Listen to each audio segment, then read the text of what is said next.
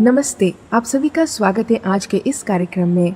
और आप सभी का बहुत बहुत धन्यवाद जिन्होंने अपने पसंदीदा पेड़ के साथ हम तक अपना फोटो भेजा है। अभी भी अगर आप भेजना चाहते हैं अपने पसंदीदा पेड़ के साथ, आपके घर आंगन में जो पेड़ लगा हुआ है उसके साथ फोटो हमें जरूर भेज सकते हैं। तो आइए आगे बढ़ते हैं आज के कार्यक्रम की ओर। आज हम सस्टेनेबल डेवलपमेंट गोल्स यानी कि जो वैश्विक आकांक्षाओं का एक सुसंगत और एकीकृत पैकेज है जिसे दुनिया 2030 तक हासिल करना चाहती है, इसके अंतर्गत लक्ष्य 15.1 यानी कि अंतर्राष्ट्रीय समझौतों के तहत दायित्वों के अनुरूप विशेष रूप से जंगलों, आर्द्र भूमि, पहाड़ों और सूखे क्षेत्रों में स्थलीय और अंतर्देशीय मीठे पानी के पारिस्थितिक प्रणालियों और उनकी सेवाओं के संरक्षण, बहाली और टिकाऊ उपयोग को सुनिश्चित करना इसका लक्ष्य है।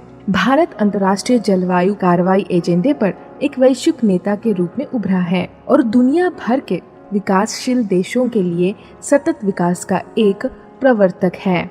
हमारा आबू भी कम नहीं है। अनेक दोस्त ऐसे हैं जो हमारे माउंट आबू के वाइल्ड लाइफ के लिए काम करना चाहते हैं, तो नक्की झील उनकी कहानी लेकर आती है। आइए नक्की के पास चलते हैं और सुनते हैं किसकी कहानी वो लेकर आई है आज।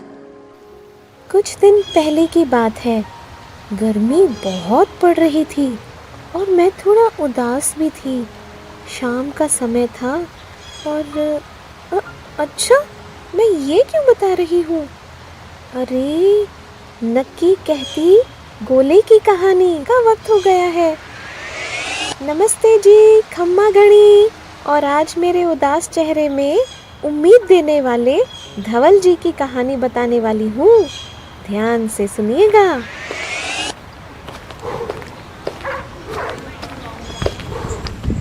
खाटू मलजी, आपने सुना? धवल विदेश से वापस आ गया है। क्या?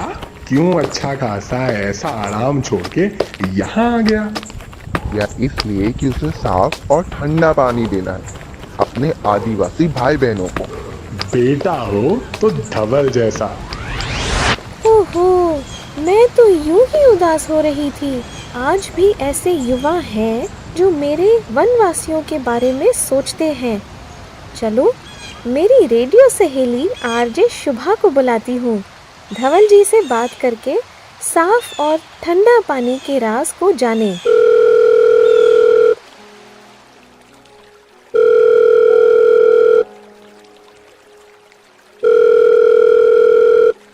हाँ नक्की, बोल। हेलो शुभा। इस टाइम कैसे याद आए हम? कल ना सिरोही जाना है, राइट टू वाटर मिशन वाले धवल जी से मिलने। तू अपना रिकॉर्डर वगैरह तैयार रखना। और ये राइट टू वाटर मिशन क्या है? अरे, पता चल जाएगा। पहले राइट टू वाटर क्या है ये तो जान लो। तो थोड़ा समझाओ ना। जैसे लोग मुझे स्वच्छ रखते हैं, ये मेरा अधिकार है, वैसे लोगों के भी कई अधिकार हैं। हाल ही में भारत के उच्चतम न्यायालय ने संविधान के अनुच्छेद 21 का निर्वचन करते हुए भोजन, सुरक्षित पेयजल और स्वच्छता के अधिकार को जीवन के अधिकार के भाग के रूप में शामिल किया है। अच्छा, अधिकार तो समझ गए। हमारे कुछ मौलिक अधिकार है जो संविधान हमें देता है, तो नक्की कर्तव्य भी तो होगा ना?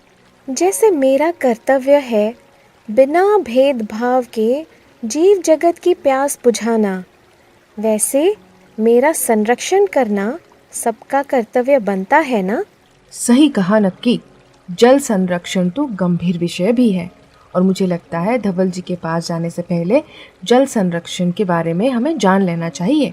तो देर किस बात की, चलो WTP इंजीनियर विवेक जी के पास। नमस्ते विवेक जी। नमस्ते जी। आपका स्वागत है इस कार्यक्रम के अंतर्गत। जल संरक्षण के उपाय के बारे में तो आगे आप हमें बताएंगे, लेकिन अभी हम जानना चाहेंगे जल शुद्धिकरण के बारे में। कि सबसे पहले वाटर ट्रीटमेंट करने की आवश्यकता क्यों पड़ती है उस पर बात करेंगे। जैसे कि अभी बारिश का पानी आ रहा है, बारिश का पानी शुद्ध होता है। जब बारिश का पानी धरती पे गिरता है तो उसमें मिट्टी, बैक्टीरिया ये सब मिक्स होने लगते हैं, तो वो पानी खराब हो जाता है। और ख़राब होने के कुछ कुछ पैरामीटर्स होते हैं। वो पैरामीटर्स होते हैं COD, जैसे chemical oxygen demand, biological oxygen demand, total suspended solids, TDS, total dissolve solids, ये कुछ कुछ पैरामीटर्स होते हैं। उसका pH वगैरह होता है, उसका TDS होता है। तो इन सभी पैरामीटर्स को अगर एक स्टैंडर्ड में रहते हैं तो उसको हम अच्छा पानी बोलते हैं।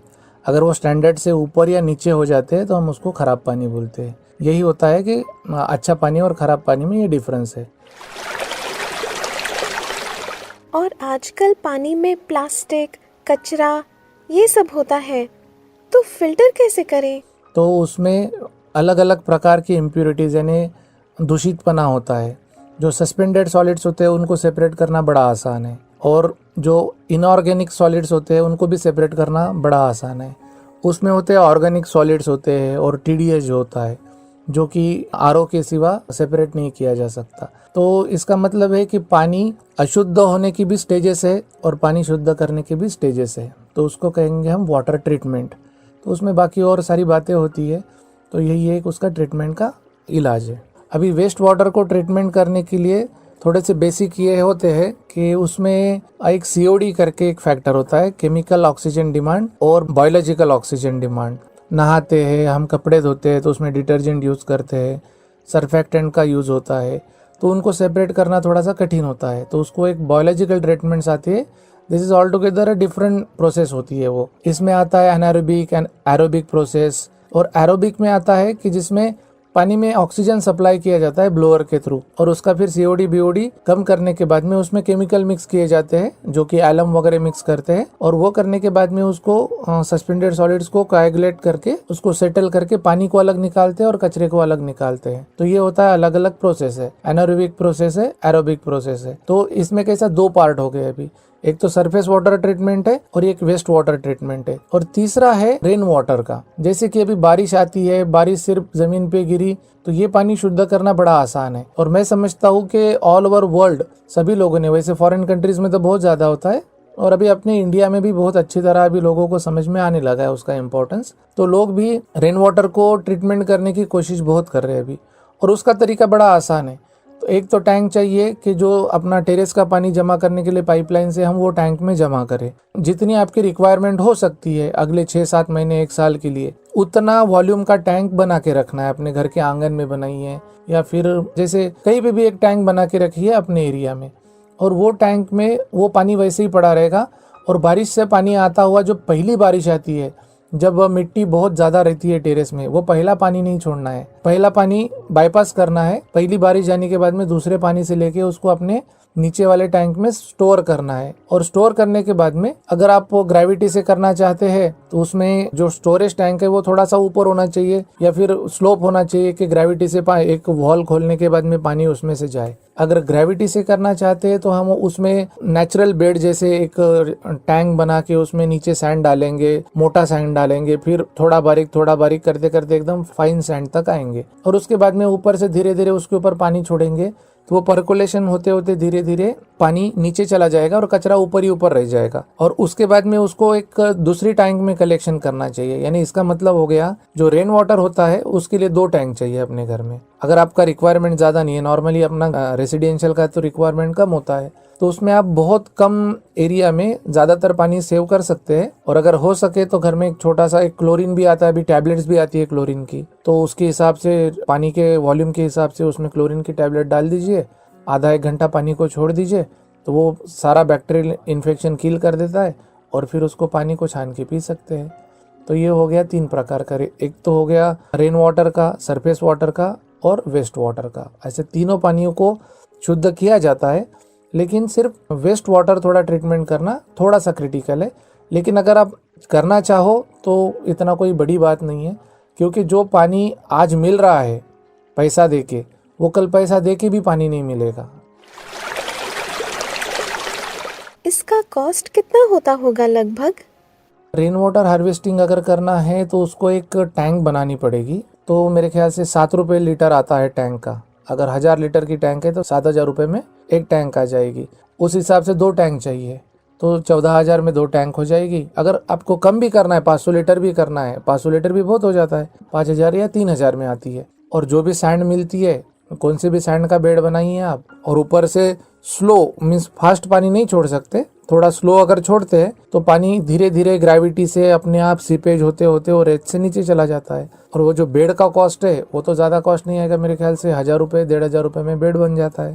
तो यानी 3-3000 6000 की टाकिया और 1000 का बेड, तो 7000 में आपको ऑलमोस्ट कितना भी पानी आने दो इनलेट का, अगर इनलेट का जो सोर्स है उसका अगर वॉल्यूम बढ़ाना है तो थोड़ा सा कॉस्ट ज़्यादा आएगा, अदरवाइज आपको 3000 6000 प्लस 1000 7000 में काम हो जाएगा। और वो करते समय आपको एक अलग सी खुशी मिलेगी और आपको ऐसा लगेगा कि हम थोड़ा रिसोर्सेज को बचा रहे, तो अपने को खुशी भी मिलेगी और वही सेम पानी हमको यूज़ भी हो जाएगा। तो दोनों तरफ से फ़ायदा ही फ़ायदा है। तो रेन वाटर का और सरफेस वाटर का ट्रीटमेंट के लिए ज़्यादा खर्चा भी नहीं आता। तो खूब खूब धन्यवाद आपका इस कार्यक्रम में आने के लिए। आभार विवेक, आप ग्रीन टेक्नोलॉजी पे कार्य कर रहे हैं। तो चलो नक्की, अब चलते हैं हमारे आज के हीरो यानी कि धवल जी के पास। साफ ठंडा पानी मिट्टी फिल्टर के रहस्य सुनते हैं। लेकिन हमें तो जाना था ना उनके पास। नक्की, ब्रेक के दौरान मैंने रिकॉर्डिंग कर ली है दूरभाष के द्वारा। वैसे भी कोरोना का खतरा अब तक टला नहीं, सावधानी में ही सुरक्षा है। तो फिर मुझे भी सुना दे और दोस्तों को भी। धवल जी, आपका बहुत बहुत स्वागत है नक्की कहती गोले के इस कहानी कार्यक्रम में। नमस्कार शुभा जी, मुझे काफ़ी खुशी हो रही है कि आपने मुझे अपने प्लेटफॉर्म पे आने का मौका दिया। और सिरोही जो है वो मेरे लिए काफ़ी स्पेशल है क्योंकि मैं यहाँ से बिलोंग करता हूँ, मेरे रूट्स यहाँ से जुड़े हुए हैं। पहला सवाल आपके लिए है कि साफ और ठंडा पानी देने का संकल्प कैसे आया? ये जब मैं यहाँ पे रह रहा था सिरोही में, और यहाँ पे जब मैंने देखा कि यहाँ पे काफ़ी लोग पानी फ़िल्टर नहीं करते हैं और पानी की क्वालिटी ख़राब है, उसमें बैक्टीरिया होते हैं, उसमें और भी काफ़ी सारी इम्प्योरिटीज़ होती हैं, तो लोग इसको अफोर्ड भी नहीं कर सकते। काफ़ी लोग, हमारा जो एक बेल्ट है जैसे आदिवासी लोग हैं, गरासिया लोग हैं, जो बिलो द पॉवर्टी लाइन है, वो पानी को फ़िल्टर नहीं कर सकते। तो इनके लिए मैंने सोचा कि मैं कुछ ऐसा ऑप्शन, ऐसा विकल्प दूं जो इको फ्रेंडली हो, जो पर्यावरण के अनुकूल हो और अफोर्डेबल हो और सस्टेनेबल हो, कि काफ़ी लोग उसको खरीद भी सकें, एक निम्न वर्ग के लोग भी, और वो लंबे समय तक चले। ऐसा ये ओवरऑल जो है मेरा आइडिया था और मैंने फिर इस पे डेवलप किया। धवल जी, हमारे श्रोताओं को बताएं कि ये राइट टू वाटर का मिशन क्या है। राइट टू वाटर का मिशन ये है कि जो भी लोग अपने पीने के पानी को क्लीन नहीं कर सकते, जिनके पास में महंगा आरओ प्योरीफायर खरीदने के लिए पर्याप्त पैसे नहीं है या फिर इलेक्ट्रिसिटी नहीं है, एक्सेस वाटर नहीं है, तो उनके लिए हम ऐसा non electric gravity based water purifier हम उनको दें कि वो सस्ता हो, सस्टेनेबल हो और आगे जाके काफ़ी लंबे समय तक उसको इस्तेमाल कर सके। और हमारा एक ये भी मिशन है कि आगे जाके एक हम ऐसा फाउंडेशन क्रिएट करें जो कि कुछ ऐसे लोगों को, आदिवासी लोगों को हम लोग फ्री में ये फ़िल्टर हम प्रोवाइड करा पाएँ। ये एक हमारा एक मिशन है। इसमें एक हमारी कैसी स्मिथ हैं, यूएस में रहती हैं, सियाटल में, वो भी हमारे साथ में इस प्रोग्राम में जुड़ने के लिए तैयार है। और हमारा मिशन है कि लोग अपने पानी को पूरी तरीके से प्योरीफायर और फिल्टर करके पिए। धवल जी, हमें ये बताइए कि यहाँ के जो ग्रामीण हैं उन तक कैसे पहुँचाएंगे आप स्वच्छ पानी? ग्रामीण लोगों के लिए ऐसे पहुंचेगा कि हम लोग एक डेटा कलेक्ट करते हैं कि किस लेवल पे कहाँ का पानी किस तरह का है, उसमें कितनी इम्प्योरिटीज़ हैं, कहाँ पे बैक्टीरिया ज़्यादा आता है, तो ये हमें डेटा जल विभाग से मिल जाता है। कितनी बीमारियां हुई, ये हमें हमारा मेडिकल सेंटर है, डिस्ट्रिक्ट सेंटर है, वहाँ से रिपोर्ट्स मिल जाती हैं। जो आबू रोड में एक PHED डिपार्टमेंट है, वहाँ से हमें वाटर क्वालिटी की रिपोर्ट्स मिल जाती है पूरी डिस्ट्रिक्ट की। फिर हम कलेक्ट्रेट में जाके वहाँ से लिविंग स्टेटस और स्टैंडर्ड्स की एक स्टैटिस्टिक्स मिल जाती है हमें, जो ये बताती है कि लोगों का क्या स्तर है, किस तरीके के लोग कैसे पानी पीते हैं, किस सोर्स से पानी पीते हैं। इस तरीके से हम सेलेक्ट करते हैं एरिया कि कहाँ पे हमें फोकस करना है। ये जो मिट्टी वाला फिल्टर है, मड फिल्टर है, इसका केयर कैसे करें? मिट्टी के फिल्टर को केयर करने के लिए बस इसको हर 3-4 दिन में धोते रहें ऊपर से, और इसका जो फिल्टर है उसमें जितनी भी इम्प्योरिटीज़ हैं, जितने भी बैक्टीरियाज हैं, जो डस्ट है वो उसके ऊपर लेयर पे चिपक जाती है। तो उसको बस आपको हर 4-5 दिन में जो एक नॉर्मल सा ब्रश होता है उसको आपको घिस कर उसको आप पानी से धो के साफ कर सकते हो। आपके साथ अगर कोई साथी जुड़ना चाहते हैं तो कैसे जुड़ सकते हैं? मेरे से 2 या 3 तरीके से राइट टू वाटर मिशन से जुड़ सकते हैं। एक है कि आप हमारी वेबसाइट पे जा सकते हैं जिसका एड्रेस है www.right 2 न्यूमेरिकल है right RIGHT 2 water WATER.in right2water.in ये हमारा वेबसाइट एड्रेस है। मेरा ईमेल एड्रेस है dhawal@right2water.in। मेरा कॉन्टैक्ट नंबर है 9910757111। खूब खूब धन्यवाद Dhawal ji, we are proud of you. देश से दूर होते हुए भी सस्ता स्वच्छ पानी अपने गांव में कैसे पहुंचे, आप उसके लिए निरंतर प्रयास कर रहे हैं। और मेरे लिए भी एक मिट्टी फिल्टर भेज दो ना। तो नक्की अब क्यों ना हम जलदाय विभाग के पास चले और एग्जीक्यूटिव इंजीनियर श्रीमान रंजन कंसारा जी से पेयजल व्यवस्था के बारे में जान ले और कुछ योजनाओं के बारे में भी पूछ ले उनसे। बिल्कुल, लेकिन आरजे मैडम मुझे भी कुछ सवाल पूछने देना, ओके? अरे हाँ बिल्कुल। सर, आपका बहुत बहुत स्वागत है रेडियो मधुबन 90.4 FM नक्की कहती गोले की कहानी इस कार्यक्रम के अंतर्गत। और नक्की झील खुद मेरे साथ आई है आपसे सवाल पूछने के लिए। मैं Ranjan Kansara, executive engineer, water resources department Sirohi. मैं आपका बहुत बहुत आभार व्यक्त करता हूँ। शुक्रिया सर। रेन वाटर हार्वेस्ट कैसे करें? जैसा कि आप रेन वाटर हार्वेस्टिंग के बारे में जानना चाह रहे हैं, तो मैं इसके बारे में अवगत कराना चाहूँगा। आज पानी की स्थिति अति गंभीर है। उपलब्ध पानी धीरे धीरे बहुत ही कम होता जा रहा है। सतही पानी एवं भूमिगत दोनों पानी कम हो रहे हैं, इसलिए रेन वाटर हार्वेस्टिंग करना बहुत आवश्यक है। इस दिशा में पूर्व की सभी सरकारें और वर्तमान सरकार भी समय समय पर योजनाएं चला रही है एवं आम जन भी काफी जागरूक है। वर्षा के जल के संचय को लेकर प्रयासरत है और भी अधिक प्रयास करने की जनता को आवश्यकता है और इससे जुड़ने की आवश्यकता है। आने वाले समय में इस दिशा में युद्ध स्तर पर प्रयास किए जाने बहुत ही आवश्यक है। सबसे पहला है, घर की छत पर वर्षा के जल को पाइपलाइन के माध्यम से एक टांका बनाकर या टैंक बनाकर उसमें पानी इकट्ठा किया जा रहा है। मेनली सिटीज में जहाँ पर ये इस तरह के पक्के मकान बने हुए हैं, वहाँ पर इस तरह का गतिविधि हो रही है। तो दोस्तों, हमने WTP इंजीनियर जी से जाना कि रेन वाटर हार्वेस्टिंग कैसे किया जाए। अभी हम सर से जानेंगे कि ग्रामीण क्षेत्र में जल संरक्षण कैसे किया जा रहा है।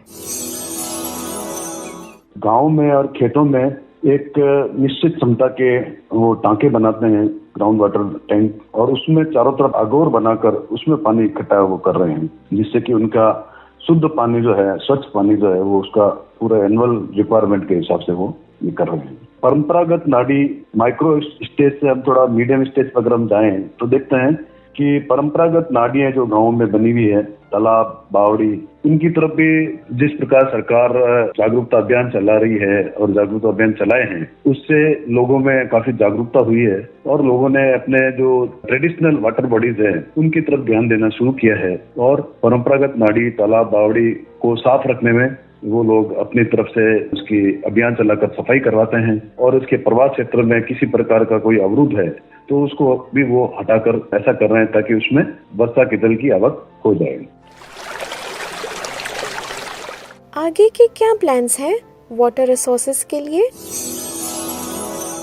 सरकारी विभागों द्वारा भी इस और प्रयास किए जा रहे हैं, लंबे समय से किए जा रहे हैं। इसमें सबसे बड़ा विभाग जो है वो जल संसाधन विभाग है, जो पानी को बड़े स्तर पर रोकता है, सतही पानी को बड़े स्तर पर अपने बांध और एनीकट बनाकर उसमें रोकता है। इसके बाद में भू संरक्षण विभाग है, वन विभाग भी छोटे छोटे एनीकट बनाता है, और पंचायती राज विभाग जिसमें सरपंच, ग्राम पंचायत के लोग इकट्ठे होते हैं महात्मा गांधी नरेगा योजना इसमें बहुत बड़ी योजना है, जिससे जो परंपरागत वाटर बॉडीज है, गांव की नदी तालाब है, उनकी हर साल उसकी सफाई करवाते हैं। थोड़ी थोड़ी उसके अंदर जो मिट्टी आ जाती है, सिल्ट आ जाती है, उसकी भी वो सफाई कराता है ताकि उनकी कैपेसिटी जो है वो बराबर रहे और उसमें वर्षा का जल संचय होता रहे। बांधों नहरों की मरम्मत भी की जा रही है ताकि पानी कहीं पे भी जो है वो उसका दुरुपयोग नहीं हो, पानी कहीं भी वेस्ट नहीं हो। भूजल विभाग भी भूमिगत स्तर बनाने के लिए रिचार्जिंग शाफ्ट ट्यूबवेल है या ओपन वेल है, उनके चारों तरफ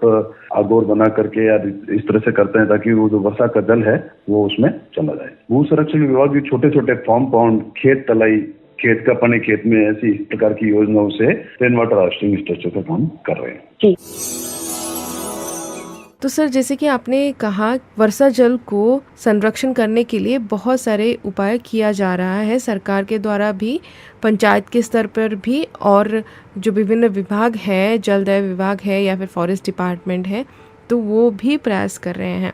लेकिन क्या आम जन भी प्रयास कर रहे हैं रेन वाटर हार्वेस्टिंग के लिए? कर रहे हैं, सिरे के आसपास, माउंट आबू के आसपास, और ये सब जगह कर रही है। एक्चुअली जो गवर्नमेंट की इंफॉर्मेशन ब्रॉडकास्टिंग, इस तरह के जो प्रचार प्रसार के जो योजनाएं हैं कि जैसे आबू रोड है या सिरोही, इस तरह पिंडवाड़ा, इस तरह की सिटीज में लोगों के घरों में फिल्टर लगे हुए हैं जो कि 7,000 का 8,000 का आता है। स्वच्छ पानी के प्रति इतना जागरूकता हुआ है। क्या सभी को स्वच्छ जल प्राप्त हो रहा है? नहीं, स्वच्छ जल पेयजल विभाग द्वारा विभिन्न योजनाओं के माध्यम से आम जन को पेयजल उपलब्ध करवाया जा रहा है, और जो पेयजल विभाग द्वारा जो पानी उपलब्ध कराया जा रहा है वो स्वच्छ होता है। तो अभी मोटा मोटा, वैसे तो मैं नहीं कहता कि 100% कवर हुआ, लेकिन जहाँ भी पेयजल की स्कीम गई है उन स्कीमों के तहत जो पानी दिया जा रहा है वो स्वच्छ पानी दिया जा रहा है। अभी एक बहुत बड़ी गवर्नमेंट की बहुत बड़ी स्कीम है जल जीवन मिशन, उसके अंतर्गत लगभग सभी गांवों में पाइप के माध्यम से पानी की सप्लाई घरों तक की जाएगी, तो उससे स्वच्छ पानी ही मिलेगा। अभी भी स्वच्छ पानी दिया जा रहा है, लोग पी रहे हैं। और गरीब घरों में, गाँव में, मैं बता रहा हूँ आपको कि वो अभी काफी जागरूक हो गए हैं। जो मैंने आपको बताया उस तरह के फिटकरी का, डंडीदार लोटे का अलग से पीने के पानी की व्यवस्था अलग अपने घरों में करके वो भी अपनी स्वच्छता का ध्यान रख रहे हैं। जी। माउंट आबू में जो पर्यटक आते हैं उन्हें हम कैसे जागरूक करें जल स्रोतों को स्वच्छ रखने के लिए? माउंट आबू निश्चित रूप से बहुत ही खूबसूरत स्थान है, पर्वतीय स्थान है, और पर्यटकों को हमेशा मोहित करता है। यही सुझाव है और हम कर भी रहे हैं नगर निगम, पुलिस प्रशासन के माध्यम से कि अवेयर करें, ये जानकारी दें। कचरा जो है वो उसको मतलब नहीं फैलाएं।